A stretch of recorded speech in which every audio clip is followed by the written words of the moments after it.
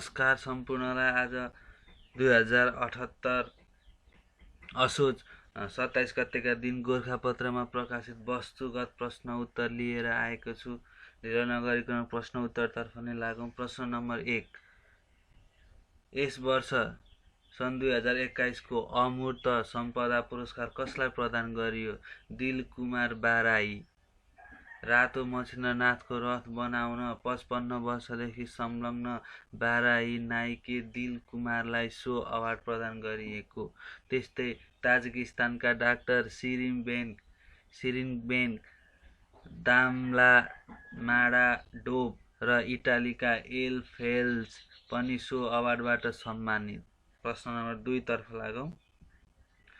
विश्व बैंकद्वारा सन् 2021 अक्टोबर 7 मा प्रकाशित दक्षिण एसियाली इकोनोमिक फोकस अनुसार आर्थिक वर्ष 2078-79 मा नेपालको आर्थिक वृद्धि दर कति हुने अनुमान छ? 3.9%।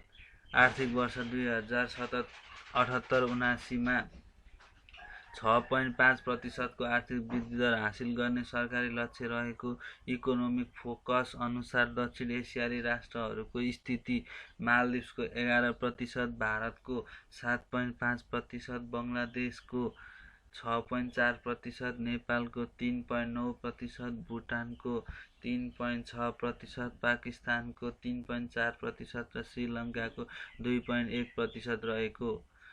सन् 2021 अक्टोबर 4 मा जापानको प्रधानमन्त्रीमा नियुक्त हुने व्यक्ति को हुनुहुन्छ? फुमियो किसिदा। उहाँ चाहिँ 100औं प्रधानमन्त्रीमा नियुक्त हुनुभएको हो। नोबेल पुरस्कारको प्रश्न उत्तर अत्यन्त महत्त्वपूर्ण हुने गर्दछ। सन् 2021 को नोबेल शान्ति पुरस्कार कसलाई प्रदान गरियो? पत्रकार द्वय मारिया रेसा र दिमित्री मुरातोभ रुस। अभिव्यक्ति स्वतन्त्रताको रक्षाका लागि गरेको प्रयासका लागि सन् 2021 को चिकित्सातर्फको नोबेल पुरस्कार कसलाई प्रदान गरियो? डेभिड जुलियस र आर्डेम पाटापोसियन लेबनान। मानव शरीर कसरी सूर्यको किरणको न्यानोपन र प्रिय व्यक्तिको अँगालोको स्पर्श महसुस गर्छ भन्ने विषय अर्थात् तातो, चिसो र स्पर्श थाहा पाउने मानिसको क्षमता बारे शोधकर्ताको खोज जीवनयापनका लागि निकै महत्त्वपूर्ण रहेको नोबेल समितिले जनाएको। सन् 2021 को साहित्यतर्फको पुरस्कार। सन् 2021 को साहित्यतर्फको नोबेल पुरस्कार कसलाई प्रदान गरियो? अब्दुल राजक गुरनाक, तान्जेनियाली उपन्यासकार। औपनिवेशवादको असरमाथि साहित्य मार्फत व्यक्त गरिएका अडान र करुणा भावको उत्कृष्ट प्रस्तुतिका लागि गुरनालाई सो अवार्ड प्रदान गरियो।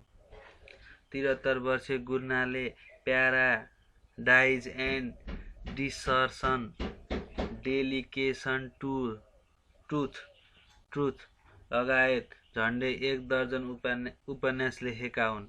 यिनले लेखेका ती उपन्यासहरूको नाम चाहिँ अत्यन्त महत्त्वपूर्ण हुने गर्दछ। सन् 2021 को रसायनशास्त्र तर्फको नोबेल पुरस्कार कसलाई प्रदान गरियो? बेन्जामिन लिस्ट, जर्मनी र डेभिड म्याकमिलन, अमेरिका। अणु बनाउने नयाँ तरिका जसले औषधि क्षेत्रमा अनुसन्धानका लागि सहायता पुग्न सक्ने विकास गरे बापत। प्रधानमन्त्री शेरबहादुर देउवाको नेतृत्वमा विक्रमसँग 2078 असारमा गठित मन्त्री परिषदले पूर्णता कहिले पाएको हो?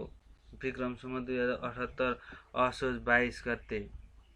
राष्ट्रपति विद्यादेवी भण्डारीद्वारा प्रधानमन्त्रीको सिफारिसमा मौजूदा मन्त्री परिषदमा नियुक्त हेरफेर र कार्यवियोजन गरी मन्त्री परिषद गठन गरिएको। मन्त्री परिषदमा अब प्रधानमन्त्री, मन्त्री 21 र राज्यमन्त्री 3 गरी कुल 25 जना रहेका पूर्णता पाएको यस मन्त्री परिषदमा उप प्रधानमन्त्री छैनन् भने 6 जना महिलाले मन्त्रीको जिम्मेवारी पाएका छन्। प्रधानमन्त्री देउबा नेतृत्वको मन्त्री परिषद चौथो पटक विस्तार भएको हो। सरकार गठन भएकै दिन असार 29 गते काङ्ग्रेस र माओवादी केन्द्रको तर्फबाट दुई जना मन्त्री भएका। त्यसपछि स्वास्थ्य राज्य मन्त्रीमा उमेश श्रेष्ठ र पछिल्लो पटक परराष्ट्र मन्त्रीमा डाक्टर नारायण खड्कालाई नियुक्त गरिएको थियो। उद्योग वाणिज्य तथा आपूर्ति मन्त्री गजेन्द्र बहादुर हमालले भने मन्त्री पदबाट राजीनामा दिइसक्नु भएको छ। अश्विन 22 मा विस्तारित मन्त्री परिषद। शेरबहादुर देउवा प्रधानमन्त्री, बालकृष्ण खाँड गृहमन्त्री, ज्ञानेन्द्र बहादुर कार्की सञ्चार तथा सूचना प्रविधि मन्त्री, पम्फा भूषाल ऊर्जा जलस्रोत तथा सिँचाइ, राजेन्द्र प्रसाद श्रेष्ठ सङ्घीय मामिला तथा सामान्य प्रशासन, विनोद खतिवडा स्वास्थ्य तथा जनसङ्ख्या, जनार्दन शर्मा अर्थमन्त्री, डाक्टर मिनेन्द्र प्रसाद रिजाल रक्षा मन्त्री, उमाकान्त चौधरी खानेपानी, डाक्टर नारायण खड्का परराष्ट्र मन्त्री, रेणु कुमारी यादव भौतिक पूर्वाधार तथा यातायात मन्त्री, प्रेम बहादुर आले संस्कृति पर्यटन नागरिक उड्डयन मन्त्री, दिलेन्द्र प्रसाद बडु कानुन न्याय तथा सङ्घीय मामिला, देवेन्द्र पौडेल शिक्षा विज्ञान तथा प्रविधि, महेन्द्र राय यादव कृषि तथा पशुपन्छी, उमा रेग्मी महिला बालबालिका तथा ज्येष्ठ नागरिक, शशि श्रेष्ठ भूमि व्यवस्था सहकारी र गरिबी निवारण, रामकुमारी झाँक्री शहरी विकास, राम प्रसाद यादव वन तथा वातावरण, कृष्ण कुमार श्रेष्ठ श्रम रोजगार तथा सामाजिक सुरक्षा, महेश जङ गहतराज युवा तथा खेलकुद। राज्य मन्त्रीमा उमेश श्रेष्ठ प्रधानमन्त्री तथा मन्त्री परिषदको कार्यालय, भवानी प्रसाद खापुङ स्वास्थ्य तथा जनसङ्ख्या, बोध माया कुमारी यादव शिक्षा विज्ञान तथा प्रविधि। सरकारले सुतीजन्य पदार्थको प्रयोगमा नियन्त्रण गर्न तथा आउँदो पुस्तालाई धुम्रपान मुक्त गर्ने उद्देश्यका साथ सुतीजन्य पदार्थ नियन्त्रण महासन्धि 2030 रणनीति कहिले सार्वजनिक गरेको हो। विक्रम सम्वत 2074 पुस 28 गते नेपालमा 2068 सालमा आएको सुतीजन्य पदार्थ नियन्त्रण तथा नियमन ऐनलाई पूर्ण रूपमा कार्यान्वयनमा ल्याउनका लागि यो रणनीति तर्जुमा गरिएको हो। सुतीजन्य पदार्थ नियन्त्रण तथा नियमन ऐन 2072 जेठ 1 देखि संशोधनसहित कार्यान्वयनमा ल्याइएको। उक्त ऐन अनुसार सुतीजन्य पदार्थ बट्टा तथा प्याकेजिङमा 90% चेतावनीमूलक सन्देश तथा चित्र छाप्नुपर्ने व्यवस्था गरिएको। पशुपतिनाथमा सन्ध्याकालीन आरतीको थालनी कहिलेदेखि गरिएको अत्यन्त महत्त्वपूर्ण छ। विक्रम सम्वत 2064 सालमा रसुवाको गोसाइँकुण्ड नगरपालिका 2 टिमुरेमा सुक्खा बन्दरगाहको शिलान्यास कहिले गरिएको हो। विक्रम सम्वत 2076 मङ्सिर 4 मा 2.5 वर्षमा निर्माण सम्पन्न गर्ने लक्ष्य रहेको सो बन्दरगाह निर्माणका लागि 1 अर्ब 98 करोड रुपैयाँ लाग्ने अनुमान गरेको। यो बन्दरगाह निर्माण सम्बन्धमा नेपाल र चीन बीच विक्रम सम्वत 2076 वैशाख 29 मा समझदारी पत्रमा हस्ताक्षर भएको। एफटिटिएच को पूरा रूप के हो? Fibre to the home. Nepal टेलिकमले द्रुतगतिको इन्टरनेट सेवा एफटिटिएच को शुभारम्भ विक्रम सम्वत 2076 भदौ 23 गते रूपन्देही जिल्लाको गौडहवा गाउँपालिका स्थित सूर्यपुरा बजारमा गरेको। एफटिटिएच प्रविधि मार्फत परम्परागत तामाको तारको सट्टामा घरसम्म अप्टिकल फाइबर पुर्याई ट्रिपल प्ले अर्थात् भ्वाइस उच्च गतिको इन्टरनेट र भिडियो सेवाहरू प्रदान गर्ने सकिने जनाएको। सञ्चार तथा सूचना प्रविधि मन्त्रालयद्वारा इन्टरनेटबाट अश्लील सामग्रीको आदान प्रदान, प्रकाशन एवं प्रसारणमा बन्देज कहिले लगाएको? 2075 असोज 5 गते। फेसियल भेरिफिकेसन मुहार प्रमाणीकरण प्रयोगमा ल्याउने विश्वकै पहिलो राष्ट्र कुन हो? सिङ्गापुर। आन्तरिक राजस्व विभागले केन्द्रीय बीजक प्रणालीको सुरुवात कहिलेदेखि गरेको? विक्रमसँग 2074 मङ्सिर 1 गते। जिल्ला शिक्षा कार्यालयलाई कहिलेदेखि शिक्षा विकास तथा समन्वय एकाइ बनाइएको हो? विक्रमसँग 2074 चैत 29 गते। शिक्षा विज्ञान तथा प्रविधि मन्त्रालयले चैत 28 मा सबै जिल्ला शिक्षा कार्यालयलाई खारेज गर्दै एकाइ कार्यालय स्थापना गर्न जिल्ला शिक्षा अधिकारीलाई निर्देशन दिएको थियो। मन्त्रालयले जिल्ला शिक्षा अधिकारीलाई नै उच्च कार्यालयको प्रमुख रहेर काम गर्ने व्यवस्था गरेको छ। देशभर 2018 सालदेखि जिल्ला शिक्षा कार्यालय रहँदै आएका थिए। नेपाल तथा एसियाली अध्ययन केन्द्र सिनास कहाँ रहेको छ? त्रिभुवन विश्वविद्यालय कीर्तिपुर परिसरमा। यो संस्था भाषा विज्ञान, इतिहास, भूगोल, राजनीतिशास्त्र, समाज विज्ञान र धर्म संस्कृतिको अध्ययन अनुसन्धान गर्ने थलोको रूपमा स्थापना भएको। विक्रमसम्म 2029 साउन 1 मा स्थापित इन्स्टिच्युट अफ नेपाल स्टडीलाई विक्रमसम्म 2034 भदौमा तत्कालीन त्रिवी ऐन अनुसार नेपाल तथा एसियाली अध्ययन केन्द्र सिनासमा रूपान्तरण गरिएको। सिनासले प्रकाशन गर्ने जर्नल विश्वका 2012 मुलुकमा विश्वविद्यालयसम्म पुग्ने गरेकोमा हाल 58 विश्वविद्यालय मात्र पुग्ने गरेको। त्रिवी अन्तर्गत सिनास सहित आर्थिक विकास तथा प्रशासन केन्द्र, सेडा,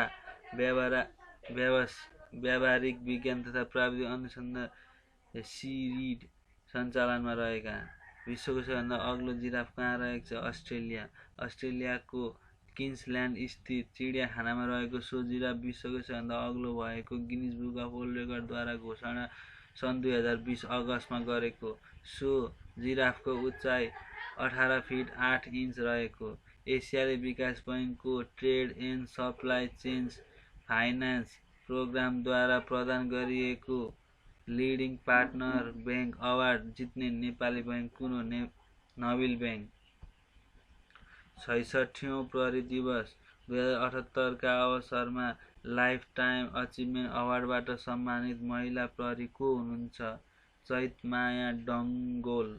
लाइफ टाइम अचिभमेन्ट अवार्ड प्राप्त गर्ने डङ्गोल पहिलो महिला प्रहरी हुनुहुन्छ। त्यस्तै प्रहरीको प्रतिष्ठित पूर्ण शान्ति पुरस्कार डिएसपी धर्मराज भण्डारीलाई प्रदान गरिएको।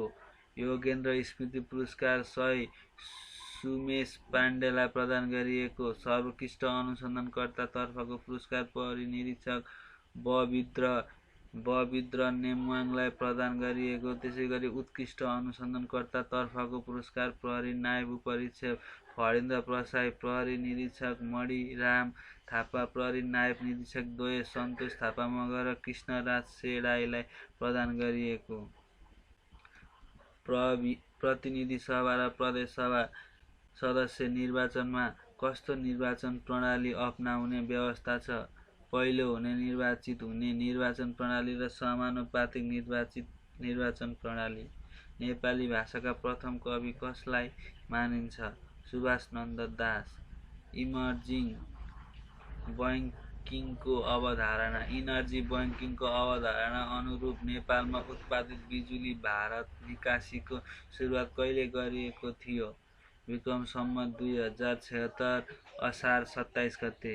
नेपाल विज्ञान तथा प्रविधि प्रज्ञा प्रतिष्ठान नासले विज्ञान प्रविधि विकास र प्रवर्धन गर्ने उद्देश्यका साथ युवा वैज्ञानिक फोरम YSFL को स्थापना कहिले गरेको हो? विक्रमसम्म 2077 असोज 9 गते।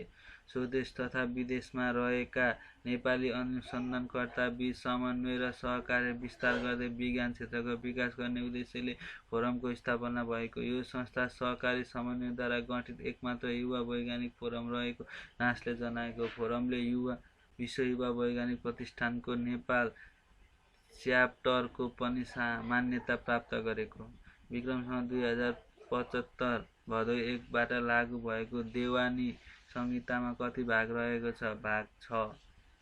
जलवायु परिवर्तन समेत पेरिस सम्झौता अनुमोदन गर्ने प्रथम सार्क राष्ट्र कुन हो? मालदिभ्स। नेपालद्वारा अनुमोदन 2016 अक्टोबर 24 मा। सिरियाको द्वन्द्वग्रस्त क्षेत्रमा त्यहाँका नागरिकको रक्षार्थ सञ्चालित स्वयंसेवी सङ्गठनलाई के नामले चिनिन्छ? White helmet. विश्व मौसम सङ्गठनका अनुसार सामान्यतः कति अवधिको औसत मौसमी अवस्थालाई जलवायु भनिन्छ? 30 वर्ष। विश्व पर्यटन दिवस कहिले मनाइन्छ? सेप्टेम्बर 27। 1970 सेप्टेम्बर 27 मा संयुक्त राष्ट्र सङ्घीय विश्व पर्यटन सङ्गठनको स्थापना भएपश्चात सोही दिनको स्मरणमा सन् 1980 देखि यो दिवस मनाउन थालिएको। नेपालमा बाल दिवस कहिले मनाइन्छ? भदौ 29 गते।